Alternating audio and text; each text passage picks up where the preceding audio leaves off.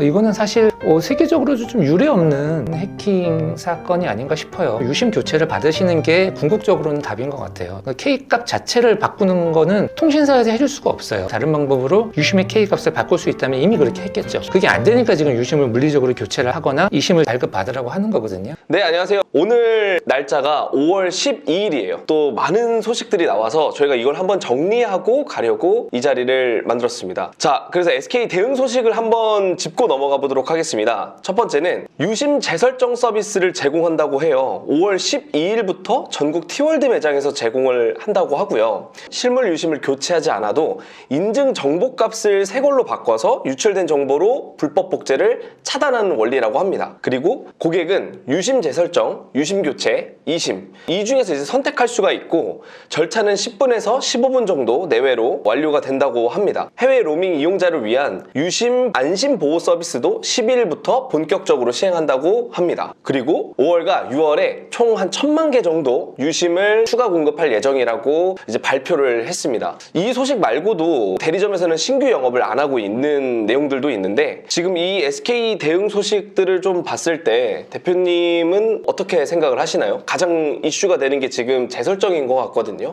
어떻게 더 안심하게 사용할 수 있을까라는 대안으로 나온 게 유심 재설정 서비스가 아닐까 싶어요. 이 유심 재설정은 아직 세부적인 기술 스펙이라든가 이런 건 나오지 않았지만 그 유심이 네트워크하고 연동이 돼서 HSS에서 이제 인증을 받아서 통신 서비스를 받기 위한 그 절차에서 사용되는 키값 중에 그 시퀀스 넘버라는 값이 있어요. 이 시퀀스 넘버라는 값이 유심하고 그 HSS가 같은 값을 유지한다는 그 상태에서만 통신 서비스를 할 수가 있거든요. 이 시퀀스 넘버 값을 강제로 기존 유심하고는 완전히 다른 값으로 바꿔서 안전성을 확보하려는 게 아닌가 이렇게 추정은 됩니다. 왜냐하면 기술 표준상으로는 이 시퀀스 넘버 값이 유심의 시퀀스 넘버 값과 HSS가 갖고 있는 시퀀스 넘버 값이 32 이상 차이가 나면 인증이 안 되게 돼 있는 게 이제 표준에는 그렇게 나와 있거든요.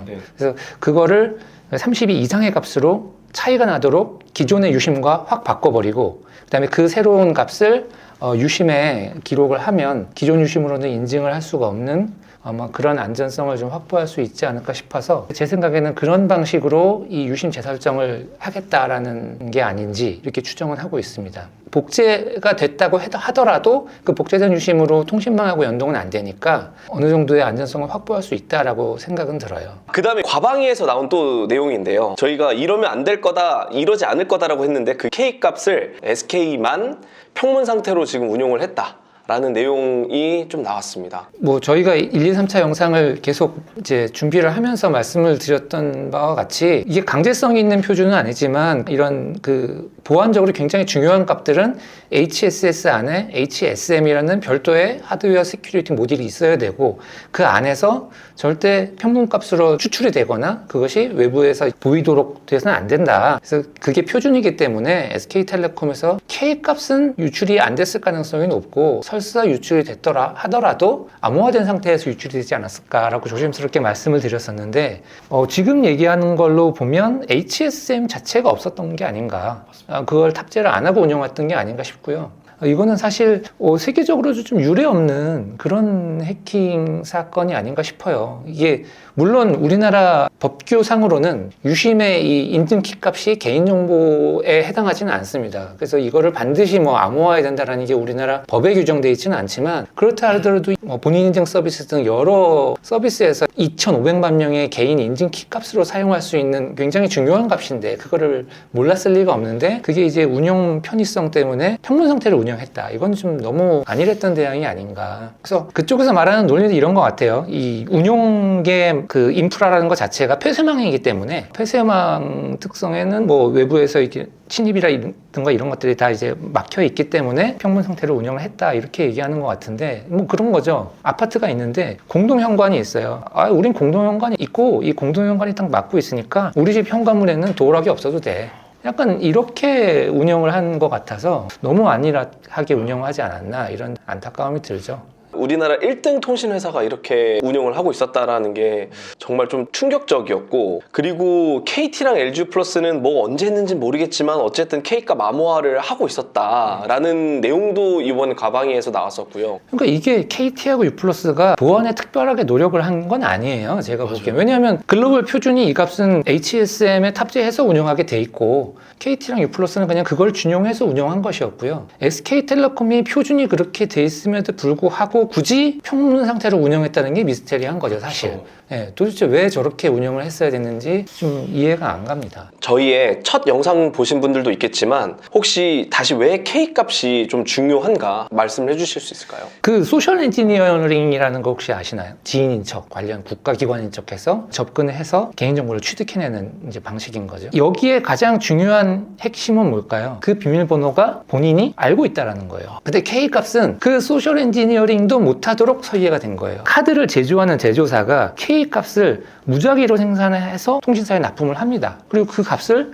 HS에서 쫙 밀어 넣는 거예요. K값이 누구의 핸드폰하고 매핑되는지를 모르고요. 그 제조사가 체번을 해가지고 HS에서 밀어 넣기 때문에 통신사도 알지 못하고요. 그리고 이거는 고객이 유심만 구매해서 끼워서 사용한 거기 때문에 시스템적으로만 암호화된 상태에서 인증값이 왔다 갔다 하는 구조이기 때문에 그 누구도 모르는 키값. 그래서 안전했던 거거든요. 근데 그거를 SK텔레콤에서 아주 너무나 황당하게 평문 상태로 유출을 시켜버린 거예요. 그래서 이 K값이 평문으로 나갔을 때 사실 어떤 리스크가 있을지는 사실 아무도 몰라요, 지금. 5G라는 통신 시스템 자체는 K값은 누구도 모른다는 전제 하에서 그 보안성을 유지하는 건데 K값이 나가버렸어요. 그러면 그 K값을 가지고 나중에 어떻게 활용할 수 있을지 지금은 연구가 잘 안 돼 있지 않을까 이런 생각이 드는 거죠. 하나만 또 말씀드리면 그래서 지금 이제 SK텔레콤 사용하시는 고객분들 중에 아직 유심을 못 바꾸신 분들은 유심 안심보호 서비스라든가 아니면 이번에 나온 뭐 유심 재설정 서비스라든가 이걸 받으시는 것도 좋지만 빨리 예약 신청을 하셔가지고 유심 교체를 받으시는 게 궁극적으로는 답인 것 같아요. 왜냐하면 이제 그 인증 과정에서 사용되는 키값들이 저희가 말씀드린 임시값, K값, OPC, 시퀀스 넘버 이런 것들이 있는데 일단은 가장 핵심적인 값은 K값이거든요. K값 자체를 바꾸는 거는 통신사에서 해줄 수가 없어요. 그러니까 통신사가 만약에 OTA라든가 다른 방법으로 유심의 K값을 바꿀 수 있다면 이미 그렇게 했겠죠. 그렇죠. 그게 안 되니까 지금 유심을 물리적으로 교체를 하거나 이심을 발급받으라고 하는 거거든요. 저도 조금만 첨언을 하자면 저희가 3편에서 말씀드렸던 IMEI는 털리지 않았다. 이 내용을 왜 주장을 할까 도대체. 그 내용을 이번 과방위 때 어느 정도 또 힌트가 나온 것 같아요. IMEI까지 알고 있게 되면 유심보호 서비스 자체가 무용지물이 될 수 있기 때문에 SK는 선제적으로 IMEI를 살펴봤지만 그건 털린 흔적이 없다라고 발표했다고 얘기를 했고요. 그런데 또 되게 집요하게 국회의원분들께서 이제 질의를 한 결과 또 그것도 확정을 못한다라는 것으로 또 결론이 났더라고요. 맞아요. 지금까지 살펴본 범위 내에서는 IMEI가 유출된 흔적은 없지만 추가로 더 봤을 때 진짜 완벽하게 유출이 안 된 걸 보장할 수 있냐? 그건 아닌 것 같더라고요.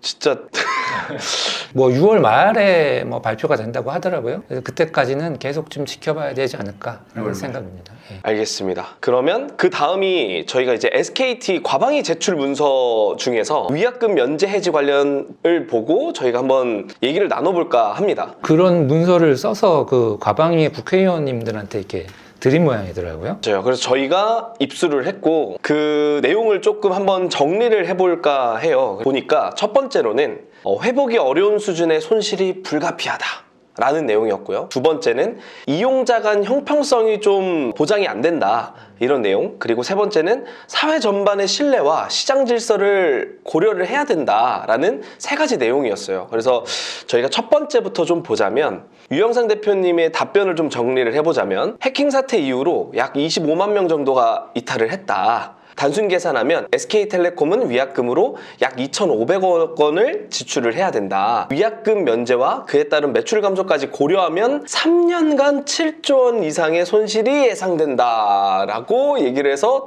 SK텔레콤은 아직도 그 방향성을 못 잡고 있는 것 같아요. 지금은 이제 비상 상황이고 국민들한테 굉장히 큰 불편함과 예상 피해가 지금 보이는 상황인 거잖아요. 그랬을 때는 그 위약금을 받을 수 있는 부분을 포기하는 거지 그게 손실이 발생하는 건 아니거든요. 2024년도에 SK텔레콤 매출이 18조, 순이익이 1.5조가 이미 확정이 됐어요. 24년도에 고객을 유치할 때 쓴 마케팅 비용이 이미 다 반영된 실적이 매출과 순이익으로 확정이 됐다는 얘기죠. 맞네요. 근데 마치 자기들이 어떤 추가 비용을 부담해서 손실이 발생하는 것처럼 논리를 만들었다는 얘기죠. 면제 주면 되는 거 아니에요? 근데 면제해주면 그 돈이 그냥 안 들어오는 거지 아무런 지출이 발생 안 하거든요. 근데 마치 SK텔레콤에서 무슨 돈을 더 써야 되는 것처럼 얘기하는 것 자체가 너무 이상한 논리로 궤변을 늘어놓는 것 같아서 점점 좀 이 사태를 심각하게 만드는 것 같아요. 그러니까요. 면제 뭐 해주겠습니다는 아니더라도 책임지겠습니다라고 하는 대답과 부풀려져 있는 위약금을 본인들이 이제 좀 축소는 못할 망정 지금 본인들이 막 계속 부풀리고 있으니까 지금 이 여론이 계속 화가 나는 것 같거든요. 그렇죠. 그래서 이거 정리를 하면 SK텔레콤이 위약금 면제로